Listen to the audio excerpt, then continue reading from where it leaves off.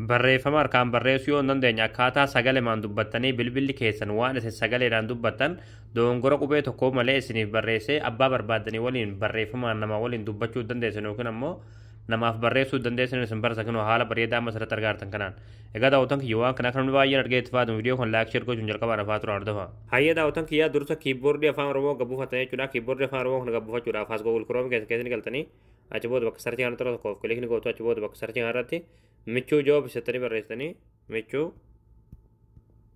joobis achi booda michuu joobis kan jiru sanii baasirra tura tokkoof kilikni gootu ammallee asirratti michuu joobis.com kan jiru tura tokkoof kilikni gootu achi booda haala kanaan siteessifataa sura ikoonii sarchii irra tura tokkoof kilikni gootu bakka sarchii kanarratti ubbee o barreessan achi booda sarchii fuuldura kan kilikni gootu sarchii gootu achi booda haala kanaan suuraa kan deebitaa suuraa kan tura tokkoof kilikni gootu achi booda kiiboordii ishee gabbuufachuudhaaf sirra loltaa gaddeemtu loltaa deemtu achi booda dhumarratti kana madiimaan kan barraa yaappii as tuqaa buufadhaa akka jalatti daawulood feeturtii daawulood tattanii yaappii kana biloo keessatti gabbuufatanii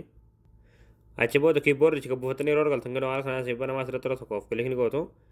ammallee afaan Oromoo kiiboord kan jiru tura tokkoof raayitini gootu ammallee asirratti fanish kan jiru tura tokkoof kilik gootanii fanish gootanii achi booda kiiboordichi kan haala kanaan hojii isaa jalqaba jechuudha